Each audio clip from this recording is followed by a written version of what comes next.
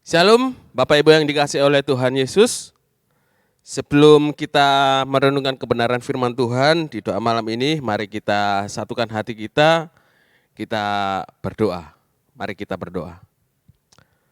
Bapa, di dalam nama Tuhan Yesus Kristus, malam hari ini kami datang kepadamu Tuhan.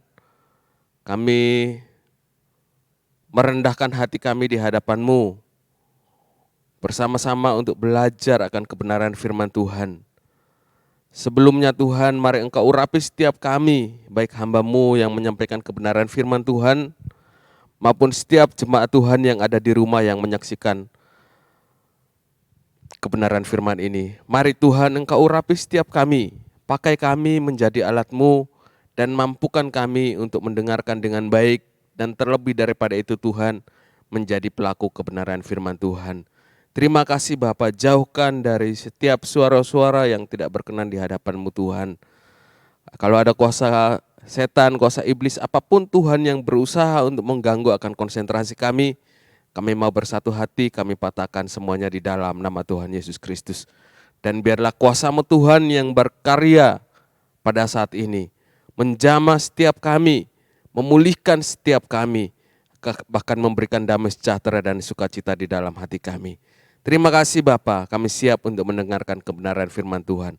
Dalam nama Tuhan Yesus kami sudah berdoa dan mengucap syukur. Haleluya. Amin. Baik Bapak Ibu yang dikasihi oleh Tuhan, malam hari ini kita akan belajar satu kebenaran firman Tuhan yang saya ambil dari kitab Markus pasal yang ke-15. Markus pasal yang ke-15. Ayat yang ke-20b sampai dengan yang ke-21. Ya, hanya dua ayat saja. Ya, Bapak Ibu yang ada di rumah bisa menyimaknya baik-baik, saya akan membacakan untuk kita semua. Kemudian Yesus dibawa keluar untuk disalibkan. Pada waktu itu, lewat seorang yang bernama Simon, orang Kirene, ayah Alexander dan Rufus, yang baru datang dari luar kota, dan orang itu mereka paksa untuk memikul salib Yesus. Sekali lagi saya bacakan. Kemudian Yesus dibawa keluar untuk disalibkan. Pada waktu itu lewat seorang yang bernama Simon, orang Kirene, ayah Alexander dan Rufus, yang baru datang dari luar kota.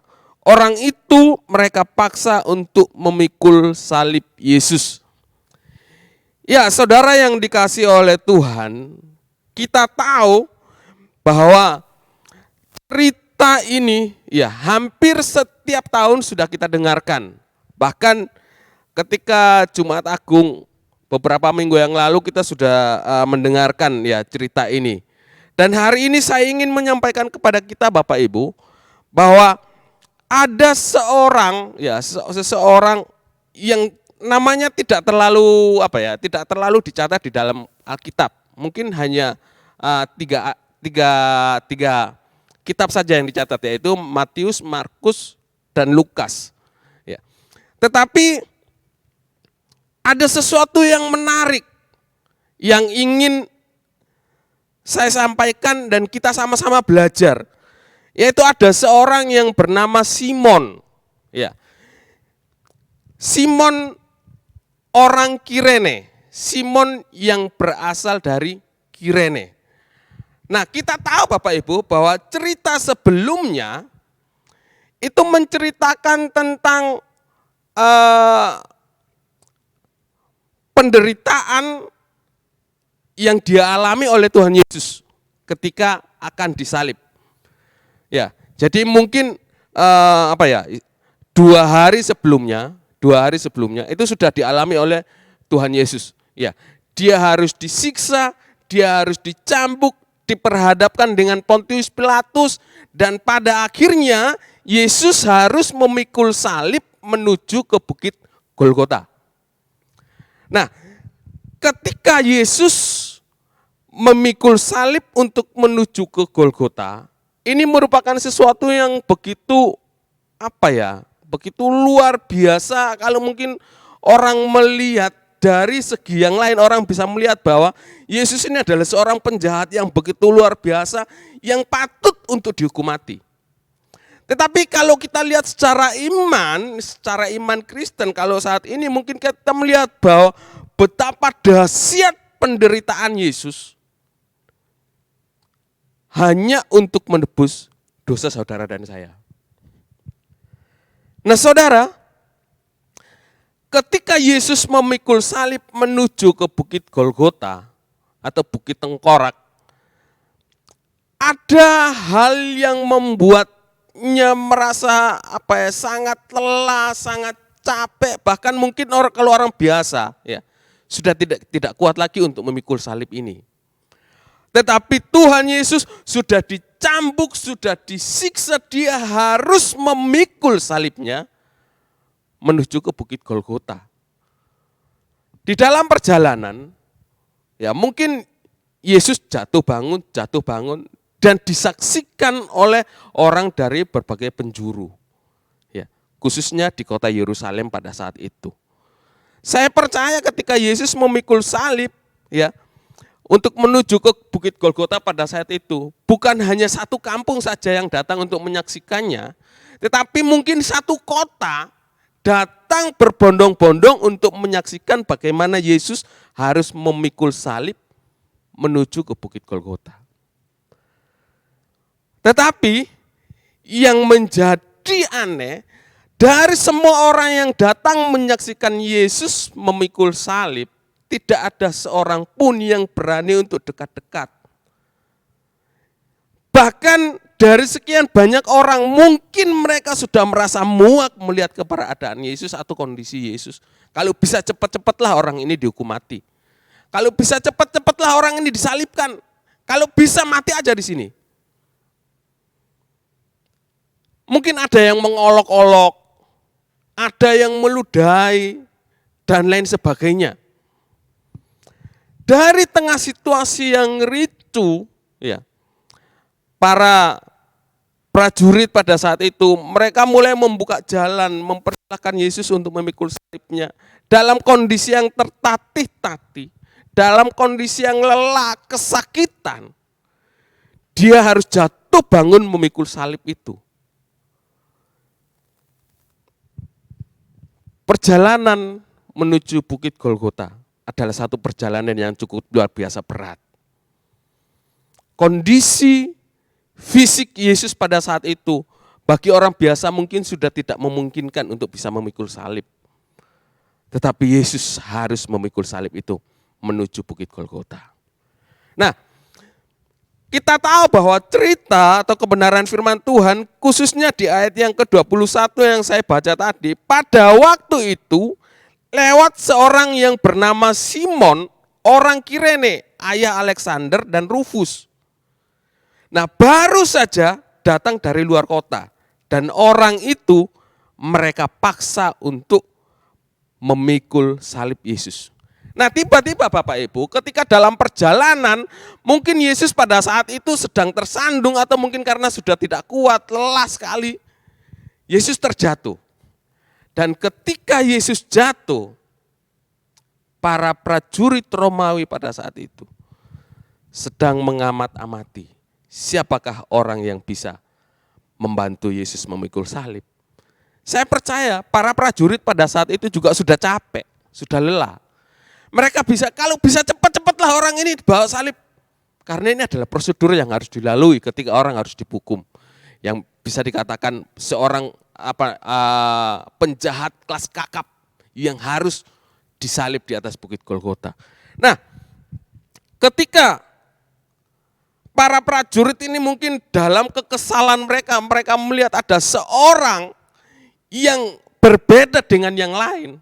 Karena Simon orang Kirene ini, ya, Simon orang Kirene ini, dia berasal dari dari Kirene, ya. Kalau kita baca secara historis atau dari dari sejarahnya, Kirene ini adalah satu tempat, ya, satu tempat di mana tempat ini adalah tempat yang begitu luar biasa pada saat itu, ya. Tempat ini merupakan satu tempat yang sangat-sangat terkenal. Ya. Mungkin dari segi perdagangan dan sebagainya ini adalah tempat yang sangat subur. Nah, Kirene ini mayoritas orang-orang di sana adalah orang-orang yang berkulit hitam atau berkulit gelap, ya. Kalau hari ini mungkin kita kenal dengan orang negro. Nah, Simon ini datang dari Kirene menuju ke Yerusalem. Apa tujuannya dia datang ke Yerusalem? Salah satu tujuan utama dari Simon ini adalah dia ingin datang ke Bait Allah. Dia ingin mempersembahkan korban sebagai pengampunan dosa. Itu tujuan utama dari Simon orang Kirene ini. Tapi perjalanan dari Kirene menuju ke Yerusalem itu kurang lebih sekitar 1.500 km. Nah, 1.500 km ini bukan perjalanan yang dekat ya. Kalau hari ini mungkin kita bisa naik pesawat 1-2 jam kita sampai. Tetapi pada zaman itu hanya ada 2 pilihan, mau melewati darat atau lewat jalur laut. Nah, secara otomatis ya, kalau lewat darat pasti berjalan kaki. Dan perjalanan melewati darat diperkirakan sekitar 3 minggu baru sampai. Jadi dari Kirene menuju ke Yerusalem kurang lebih mungkin sekitar 3 minggu perjalanan. Tetapi kalau melewati 3 minggu itu karena perjalanan hanya bisa dilakukan pada siang hari. Kalau malam hari otomatis tidak bisa berjalan. Ya. Tetapi kalau melewati jalur laut itu pasti lebih cepat. Kenapa? Karena perjalanan laut kalau naik kapal pada saat itu siang malam masih bisa jalan. Dan kurang lebih mungkin bisa 2 minggu sudah sampai di Yerusalem. Nah, ketika Simon orang Kirene ini datang dari Kirene, ya saya berasumsi bahwa Simon ini kemungkinan dia naik kapal ya, sehingga perjalanannya butuh waktu lebih cepat. Tetapi Bapak Ibu nggak semudah itu. Untuk dari Kirene menuju ke Yerusalem itu pasti menghabiskan biaya yang cukup besar, betul nggak Bapak Ibu? Mungkin Simon ini sudah mulai menabung dari jauh-jauh hari, tujuannya apa? Supaya bisa datang mengikuti perayaan Paskah di Yerusalem. Tetapi apa yang dilakukan oleh Simon ketika dia sampai di Yerusalem, tiba-tiba dia melihat ada banyak kerumunan manusia, ada sebuah prosesi yang tidak umum, yang tidak biasanya. Bahkan mungkin kejadian prosesi ini sangat-sangat langka terjadi di Yerusalem, yaitu proses penyaliban 3 orang penjahat yang kelas kakap. Salah satu adalah Yesus. Nah, saudara yang dikasihi oleh Tuhan, Simon yang tadinya bersusah payah, berlelah-lelah mengumpulkan hartanya, datang ke Yerusalem tujuannya untuk bisa menikmati Paskah bersama-sama di sana. Justru dia datang menemui satu tragedi yang tidak umum. Para prajurit tiba-tiba menariknya dan memaksanya, ayo kamu pikul salib, bantu dia berjalan menuju ke Bukit Golgota. Nah saudara, saya membayangkan kalau pada saat itu saya sebagai seorang Simon, ya, kalau saya yang menjadi Simon pada saat itu, mungkin saya akan lari, mungkin saya akan takut, saya enggak mau. Tetapi Simon pada saat itu, mungkin dia tidak menolak. Dia dengan senang hati, dia dengan sukacita memikul salib Yesus. Kenapa? Secara manusia mungkin dia iba. Mungkin dia merasa kasihan. Mungkin dia merasa, orang sudah tubuhnya itu penuh dengan luka. Darah sudah bercucuran mulai dari atas kepala sampai dengan ujung kaki. Tetapi dia harus memikul salib. Itu yang membuat Simon akhirnya dengan ikhlas dia mengikul salib Yesus menuju ke Bukit Golgota. Saudara, bagi seorang Simon, ya, itu sesuatu hal yang enggak umum. Sesuatu hal yang apa ya? Seharusnya dia datang ke Yerusalem untuk bisa mengikuti perayaan Paskah, untuk bisa datang ke Bait Allah. Tetapi ketika dia datang, dia harus dipaksa untuk memikul salib. Dan itu membuat dia menjadi seorang yang najis. Tradisi orang Yahudi, Bapak Ibu, ya, nggak boleh kena darah dari orang yang jahat. Ketika dia sudah menjadi najis seperti itu, maka kurang lebih dia harus membutuhkan waktu 1-2 minggu untuk dia bisa tahir lagi, baru bisa masuk ke Bait Allah. Dan kalau membutuhkan waktu yang lama lagi, secara otomatis Simon ini ya dia datang dari jauh-jauh, datang ke Yerusalem, harus menunggu waktu yang lama lagi, baru dia bisa masuk ke Bait Allah. Itu sesuatu yang wow, kalau orang bilang ini ketiban sial. Tapi Simon, dia enggak ketiban sial, dia justru ketiban berkat yang luar biasa. Saudara, ini adalah salah satu cerita dari Simon. Ya, Simon yang datang dari jauh, datang ingin menikmati Paskah, ingin masuk ke Bait Allah untuk bisa berkomunikasi dengan Tuhan, bisa mempersembahkan korban, bisa berdoa kepada Allah pada saat itu. Dia datang justru menghadapi satu persoalan yang besar yang ada di depan matanya. Dan kita tahu Bapak Ibu, bahwa perjalanan ini membutuhkan waktu yang cukup, dana yang cukup besar, membutuhkan keikhlasan, membutuhkan korban mental yang begitu luar biasa, sehingga membuat Simon berhasil. Saudara, Simon orang Kirene, dia enggak banyak disebut di dalam kitab, di dalam Alkitab. Mungkin hanya Matius, Markus, dan Lukas. Itu pun hanya satu ayat, 2 ayat lah maksimal. Itu disebut namanya. Tetapi kita tahu Bapak Ibu, bahwa ketika Simon ini datang memikul salib Yesus, itu begitu luar biasa. Lihat di kehidupan Simon.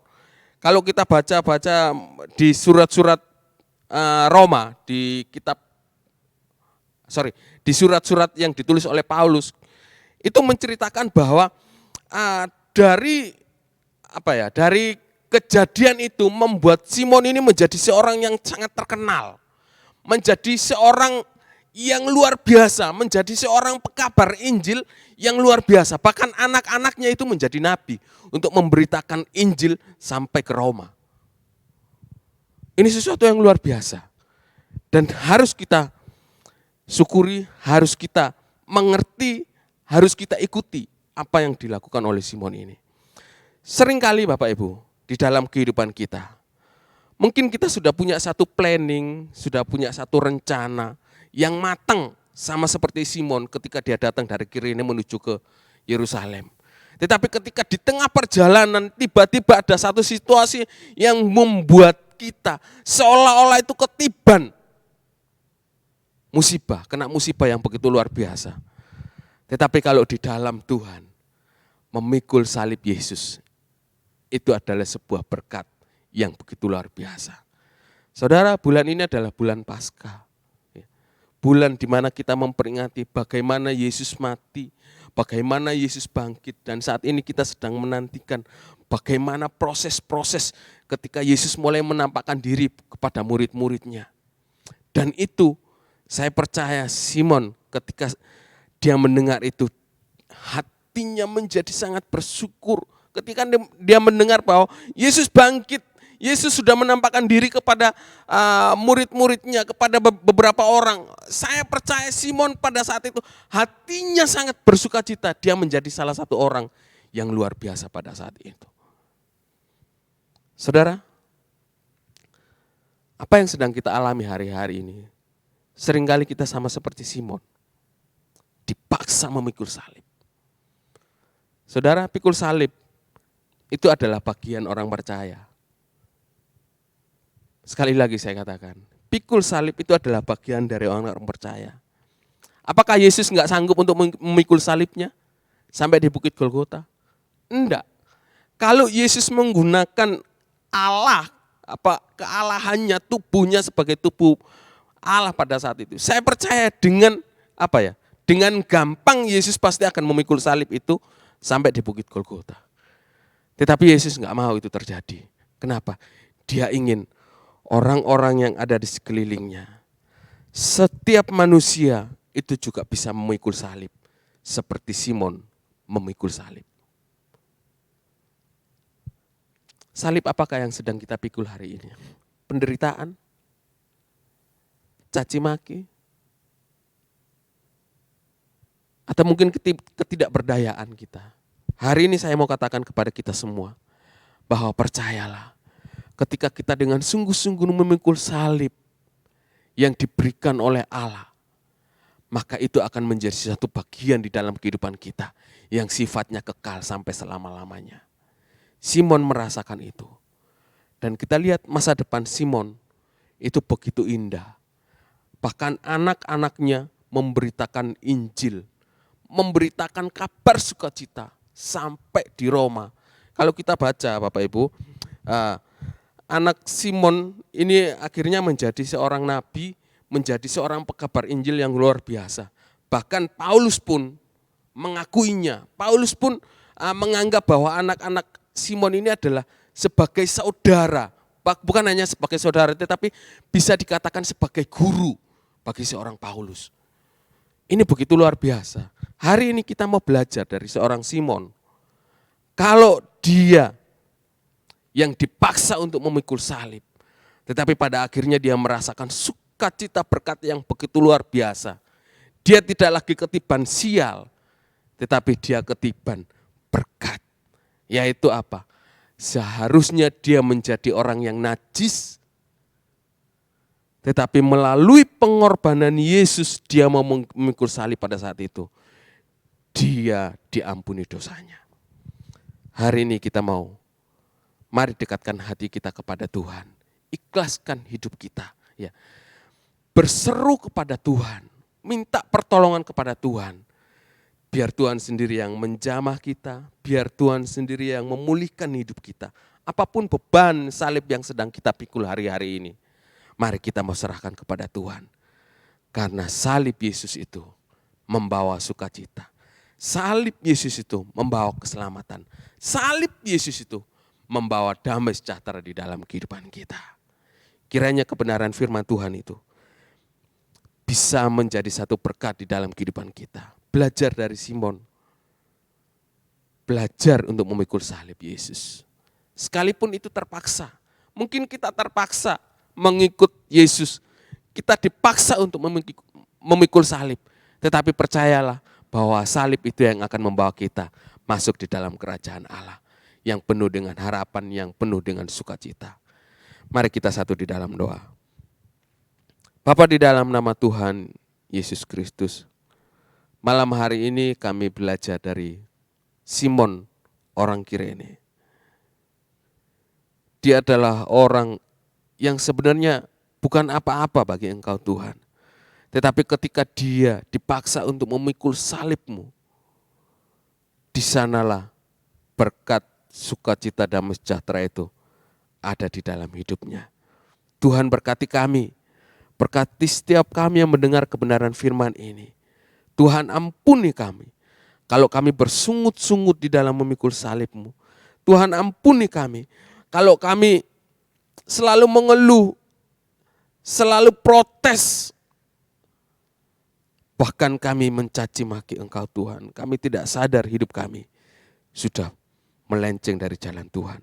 Simon orang Kirene memikul salib, mengikuti Engkau Tuhan, perjalanan menuju ke Bukit Golgota. Tetapi pada akhirnya ada damai sejahtera sukacita yang Tuhan berikan. Terima kasih Bapa untuk kebenaran firman Tuhan hari ini. Biarlah sukacita Allah, damai sejahtera Allah itu ada bersama-sama dengan kami. Mulai dari hari ini sampai kekal selama-lamanya. Di dalam nama Tuhan Yesus kami berdoa, kami mengucap syukur. Haleluya. Amin.